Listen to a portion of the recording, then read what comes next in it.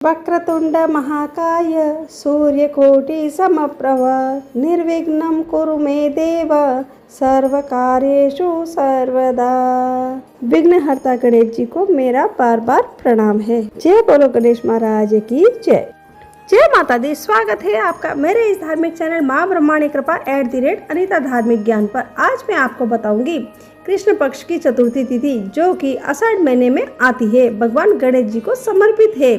जुलाई महीने की संकट चतुर्थी तिथि 3 जुलाई 2026 शुक्रवार को मनाई जाएगी। यदि आप भी ये व्रत रख रहे हो तो ये वीडियो आपके लिए है। यहाँ संकट चतुर्थी का शुभ मुहूर्त, धार्मिक महत्व और भगवान गणेश जी की पूजा विधि और इसकी कथा सारा कुछ इसी में सुनाऊंगी। आप सब ध्यान से सुनिएगा। हिंदू धर्म में किसी भी शुभ या मांगलिक कार्य की शुरुआत करने से पहले विघ्नहर्ता भगवान गणेश का आह्वान किया जाता है, किंतु पंचांग के अनुसार हर महीने में कृष्ण पक्ष की चतुर्थी तिथि को संकट चतुर्थी का व्रत रखा जाता है। आषाढ़ मास के कृष्ण पक्ष में आने वाली इस चतुर्थी को कृष्ण पिंगला संकट चतुर्थी कहा जाता है। धार्मिक मान्यताओं के अनुसार इस दिन व्रत रखने से जीवन के सभी संकट दूर होते हैं तथा सुख शांति और समृद्धि की प्राप्ति होती है। चतुर्थी तिथि प्रारंभ हो रही है 3 जुलाई 2026 सुबह 11:21 पर और चतुर्थी तिथि समाप्त हो रही है 4 जुलाई 2026 दोपहर 12:40 पर।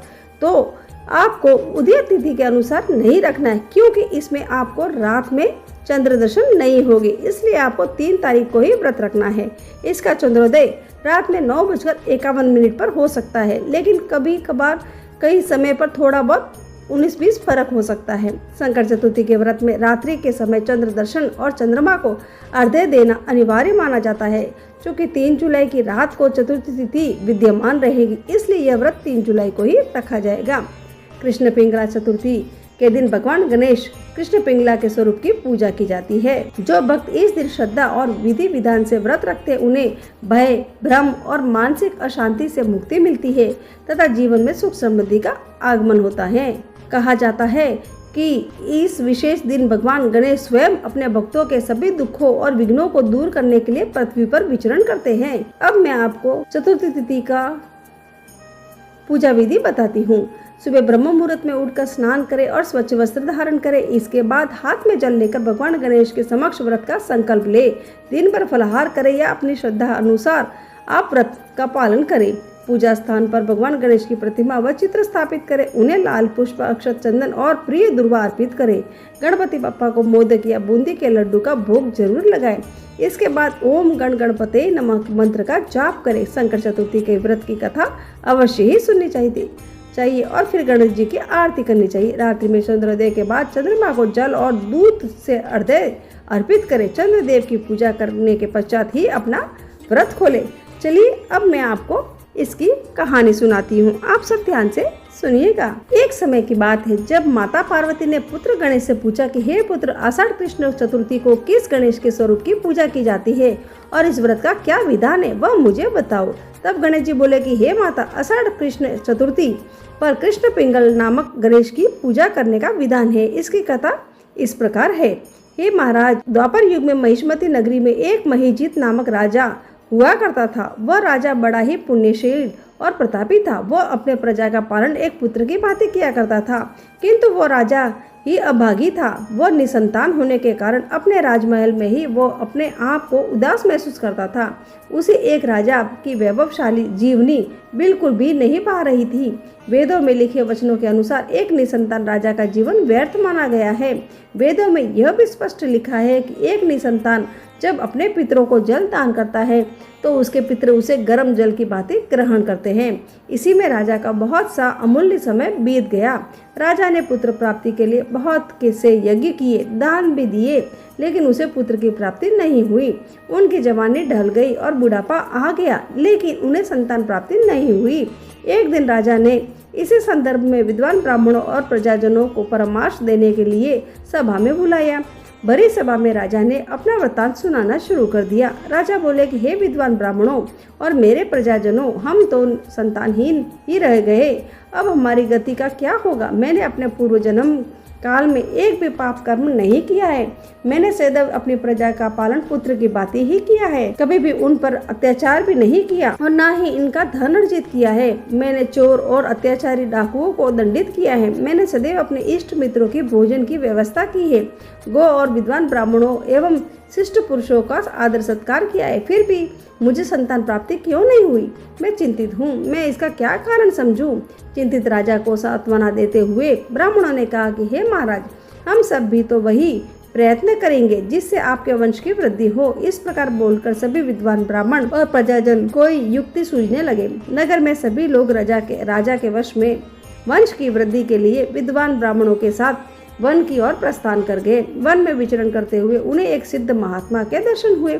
वह मुनिजन निराहार रहकर अपने साधना में लीन थे। ब्रह्मा जी की भांति वह सिद्ध पुरुष आत्मजीत और कोर्दजीत तथा सनातन पुरुष प्रतीत हो रहे थे। उनका पावन नाम लोमश ऋषि था। प्रत्येक कल्पांत में उनके एक एक रोम प्रतीत हो रहे थे, इसलिए उनका नाम लोमश पड़ा। ऐसे महान त्रिकालदर्शी महात्मा लोमश ऋषि के सभी दर्शन किए। अभी प्रजाजन महात्मा के पास जा पहुँचे। मुनि उस समय ध्यानाधीन थे। तभी ने उन्हें प्रणाम किया और विस्मय से उनकी ओर देखने लगे और आपस में चर्चा करने लगे। महात्मा के दर्शन से अभिभूत होकर सभी लोग आपस में बातें करने लगे। ऐसे महात्मा के दर्शन तो पुण्य कर्मों के कारण ही होते हैं। निश्चित ही उनके निर्मल वचनों से हम का सबका कल्याण ही होगा। ऐसा सोचकर सभी मुनिराज के समक्ष याचना करने लगे। हे मुनिश्रेष्ठ, हम सभी आपके समक्ष एक याचक की बातें उपस्थित हुए हैं। कृपा करके हमारे दुख का कारण सुनिए। हम सब आपको संदेह के निवारण हेतु आपके पास आए हैं। कृपया हमारी समस्या का हमें कोई उपाय बताइए। हे महात्मा, महर्षि लोमश सचेत अवस्था में आए और उनसे कहा कि हे सज्जनों, आप सबके यहाँ उपस्थित होने का क्या कारण है? आप किस प्रयोजन से मेरे समक्ष उपस्थित हुए हो, वे मुझसे कहो। मैं आपके सभी संदेहों का निवारण करूँगा। तब सभी प्रजाजनों ने उच्च स्वर में अपना वृतांत सुनाना शुरू किया। हे भगवान, हम सभी महेशमती नगरी के निवासी हैं। हमारे राजा का नाम महीजीत है। हमारे राजा धर्मात्मा, शूरवीर, दानवीर और मधुरपासी हैं। ऐसे पुण्यात्मा राजा ने हम सभी को पालन पोषण किया है, लेकिन ऐसे राजा को अभी तक एक संतान भी नहीं हुई। ये महात्मा, इस चराचर सृष्टि में माता और पिता तो केवल जन्मदाता होते हैं। एक राजा ही है जो पोषक और सर्वधक होता है। उसी राजा के निमित्त से हम इस गहन वन में आए हुए हैं। हे महर्षि, कृपा करके आप हमें ऐसे युक्ति बताइए जिससे राजा की समस्या का निवारण हो सके, क्योंकि ऐसे गुणवान राजा का निसंतान होना बड़े ही दुर्भाग्य की बात है। हम सभी आपस में विचार विमर्श करके इस गहन वन से अपने राजा के उद्धार हेतु आए हुए हैं और उन्हीं के पुण्य फल से हम आप जैसे महात्मा के दर्शन प्राप्त हुए हैं। अतः हे मुनिश्रेष्ठ, कृपा करके आप हमें किस व्रत, पूजन, दान, अनुष्ठान के से हमारे राजा को पुत्र की प्राप्ति हो सकती है, वह हमें बताने की कृपा करें। प्रजाजन की बात सुनकर महर्षि लोमश ने सभी को सांत्वना देते हुए कहा कि हे सज्जनों, मेरे आप सभी की बात सुनी है। सभी आप मेरी बात को ध्यानपूर्वक सुनिए। मैं अभी आप सभी को एक संकटनाशक व्रत के विषय में बताने जा रहा हूँ। इस व्रत के अनुष्ठान से निसंतान को संतान और निर्धनों को धन की प्राप्ति होती है। आषाढ़ माह की कृष्ण चतुर्थी को एक दंत गजानन नामक गणेश की पूजा करनी बहुत ही शुभ मानी गई है।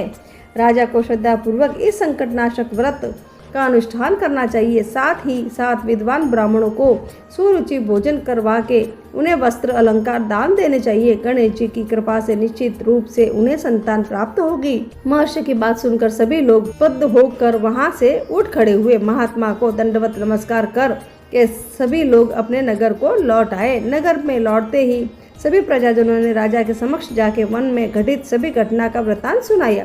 प्रजाजनों की बात सुनकर राजा बहुत ही हर्षित हुए और उन्होंने सभी नगर जनों के साथ गणेश जी के संकटनाशक व्रत का श्रद्धा पूर्वक अनुष्ठान किया और ब्राह्मणों को भोजन और वस्त्र अलंकार दान दिया। व्रत के प्रभाव से रानी सुदक्षिणा को सुंदर और सुलक्षण पुत्र रत्न की प्राप्ति हुई। जो भी मनुष्य इस व्रत को श्रद्धा पूर्वक अनुष्ठान करता है वह सभी संसारिक सुखों को प्राप्त करता है। अब मैं आपको एक और भी कथा सुनाती हूँ, आप ध्यान से सुनिएगा। प्राचीन काल में रतिदेव नामक प्रतापी राजा थे। उन्हीं के राज्य में धर्मकेतु नामक ब्राह्मण की 2 स्त्रियां थीं। एक का नाम सुशीला था और दूसरी का नाम चंचला था। सुशीला नित्य व्रत उपवास करती थी, जिससे उसका शरीर दुर्बल हो गया था। वही चंचला कभी कोई व्रत उपवास नहीं करती थी। सुशीला को सुंदर कन्या हुई और चंचला को पुत्र रत्न की प्राप्ति हुई। यह देखकर चंचला सुशीला को ताना देने लगी कि इतने व्रत उपवास करके शरीर को जंजर कर दिया है, फिर भी कन्या को जन्म दिया। मैंने कोई व्रत नहीं किया तो भी मुझे पुत्र रत्न की प्राप्ति हुई है। चंचला के व्यंग से सुशीला दुखी रहती थी और गणेश जी की उपासना करने लगी।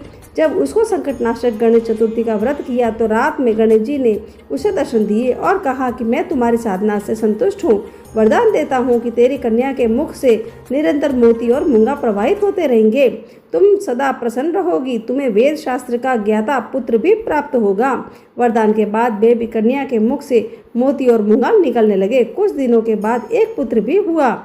बाद में उसके पति धर्मकेतु का स्वर्गवास हो गया। उनकी मृत्यु के बाद चंचला घर का सारा धन देकर दूसरे घर में रहने लगी, लेकिन सुशीला पितृगृह में रहकर भी पुत्र और पुत्री का पालन पोषण करने लगी। इसके बाद सुशीला के पास कर्म समय में ही बहुत सा धन हो गया, जिससे चंचला को उसी ईर्ष्या होने लगी। एक दिन चंचला ने सुशीला की कन्या को कुएं में ढकेल दिया, लेकिन गणेश जी ने उसकी रक्षा की और वह सकुशल अपनी माता के पास आ गई। उस कन्या को देखकर चंचला को अपने किए हुए कर्म पर बहुत ही दुख हुआ।